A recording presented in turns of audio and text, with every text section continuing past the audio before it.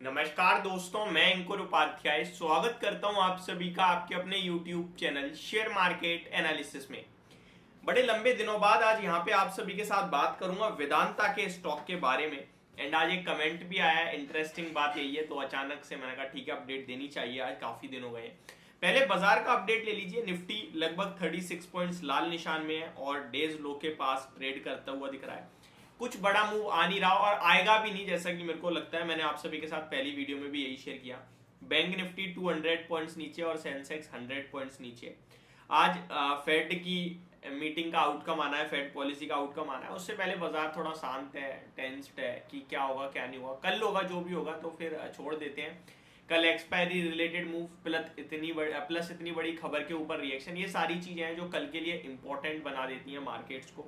अभी एक और चीज बताना चाहूंगा, आज रिजल्ट स्पेसिफिक एक्शन काफी ज्यादा होने वाला है क्योंकि निफ्टी के कुछ नंबर्स हैं like Britannia Industries, Tata Steel, Sun Pharma, तो और भी आई थिंक एक दो, तो ये सारे नंबर्स आने वाले हैं आज निफ्टी से, जिनके रिजल्ट्स पे भी फोकस होगा।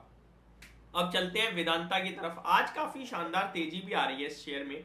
224 रुपए के करीब ये ट्रेड कर रहा है। इस स्टॉक पे मैं आपको बता दूं, मैंने 220 रुपए पे और 233 रुपए पे एवरेज करवा रखा है अपने व्यूअर्स को। एंड अपने इसी चैनल पे मैंने वीडियोस बनाई थी रेगुलर बेसिस पे, जहां मैंने कहा था 220 रुपए का वो लेवल है जहां तक ये स्टॉक गिरता हुआ दिख सकता है और अपना पहला इंस्टॉलमेंट डालना है। टोटल मैंने आपसे 3 से 4 इंस्टॉलमेंट की बात करी थी। पहला 220 पे डालना है और दूसरा नीचे गिरता है उसके बाद तो फिर और लेवल्स निकल के आएंगे। बाकी मैंने फर्स्ट इंस्टॉलमेंट 233 पे ही डलवा दिया था क्योंकि मार्केट में मस्त सस्टेन कर रहा था, कंसोलिडेट कर रहा था। पहला इंस्टॉलमेंट 233 गया, उसके बाद जब एक करेक्शन आई तो 220 पे एक और इंस्टॉलमेंट डलवाया। फिर अभी तक हमारी तीसरी इंस्टॉलमेंट गई नहीं है। स्टॉक का टेक्निकल चार्ट पैटर्न अभी भी स्ट्रॉन्ग नहीं है स्टॉक ने, बट एक अच्छी बात है कि 209 210 के करीब जो बेस बनाने की कोशिश करी है उसको ब्रेक नहीं कर रहा है और दोबारा ऊपर आ रहा है।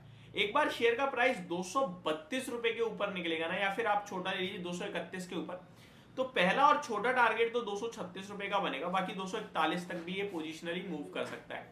तो इंपॉर्टेंट होगा 231 का लेवल। जब वो निकलेगा तो 236 टू 241 के लेवल्स आपको स्क्रीन पे आते हुए दिखेंगे।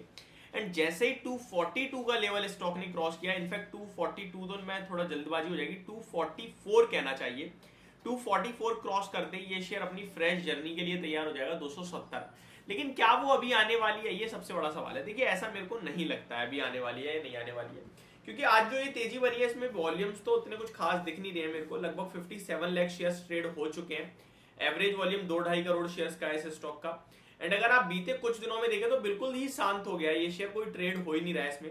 अगर मैं कल की बात करूं तो केवल 32 लाख शेयर्स ट्रेड हुए। अगर 5 दिन का एवरेज देखूं तो 50 लाख। तो बीते 5-6 ट्रेडिंग सेशन का एवरेज वॉल्यूम के हिसाब से तो आज स्टॉक में काफी बढ़िया वॉल्यूम आए हैं। लेकिन मैं वहीं ओवरऑल इसके देखूं ना तो 1.4-1.5 करोड़ शेयर्स ट्रेड होते थे नॉर्मली से स्टॉक में, जिसके मुकाबले काफी कमजोर वॉल्यूम्स आते हुए दिख रहे हैं। अब क्या चाहिए हमें इस स्टॉक में और किससे हमें डरना है? हमें चाहिए इस स्टॉक के लिए एक खबर कि इन्होंने कर्ज चुकाने के लिए ये तैयारी करी है, ठीक है जी, ऑफिशियली, या फिर टेक्निकली ब्रेकआउट आ जाए जैसा कि मैंने अभी कहा 231 के ऊपर। और क्या नहीं चाहिए वो ये कि डेट को लेकर चिंताएं नहीं चाहिए कि फिर से कोई रिपोर्ट निकाल दे ब्रोकरेज फर्म या कोई रेटिंग कंपनी की वेदांता रिसोर्सेज, जिसपे इतना 3.1 बिलियन डॉलर के समथिंग का जो डेट है, जो मेच्योरिटीज आ रही है, डेट तो नहीं है मेच्योरिटीज, बट वो एक तरीके से कर्ज हो गया, वो मेच्योरिटीज जो है वो चुकानी है, उसके लिए फंड आने के लिए तैयारी नहीं है कहीं से, फंड कैसे आएगा, इस तरीके की रिपोर्ट, तो वो एक नेगेटिव इंपैक्ट प्ले करती है। आपको मैं बताना चाहूंगा 2024 की मार्च में इनके मेच्योरिटी है प्लस अगस्त में, तो 2 मेच्योरिटीज है ये, जिसके लिए वेदांता का प्लान ये है कि वेदांता अपनी कंपनी को डीमर्ज कर रहा है 6 टोटल एंटिटी में, और उसमें से एक स्टील कंपनी आयरन स्टील की, जिसको ये बेचने की तैयारी कर रहे हैं, जिसके बायर्स काफी सारे हैं, और उससे जो पैसा आएगा वो वहां पे ट्रांसफर कर दिया जाएगा, जिसकी वजह से उनका डेट चुक जाएगा। ये एक इंटरव्यू में चेयरमैन अनिल अग्रवाल जी ने कहा था, जो मैं आपको बताना चाहता हूँ। बाकी अभी एज अ ट्रेडर अगर किसी को ये सारी चीजें नहीं पता है, लॉन्ग टर्म के लिए नहीं सोच रहा है, बस अभी लिया अभी के लिए बता दो, तो आपका स्टॉप लॉस 219 का बनेगा, जो कि 5 रुपए का हो गया, और 5 रुपए का टारगेट है 230 और 231 पे एक हर्डल आ जाएगा।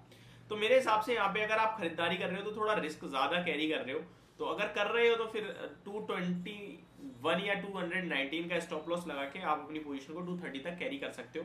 बीते 5-6 ट्रेडिंग सेशन के वॉल्यूम्स का ब्रेकआउट दिया है स्टॉक ने, तो वो एक अच्छी पॉइंट दिख रहा है। बाकी तो कुछ खास अभी दिख नहीं रहा है। लॉन्ग टर्म के लिए मेरा व्यू इस स्टॉक में बुलिश है। ये जो मेच्योरिटीज की बात है, डेट की बात है, वेदांता बहुत ही तगड़ी कंपनी है, बहुत ही बड़ा ग्रुप है और ये डेफिनेटली इन सारी मेच्योरिटीज को पे करेगा और कोई डिफॉल्ट नहीं करेगा। तो आगे चलकर ये शेयर भी मुझे लगता है अच्छा करना चाहिए, जहाँ पे मुझे लगता है 350 रुपए तक के लक्ष्य दिखाएगा, जो कि 50% होते हैं यहाँ से।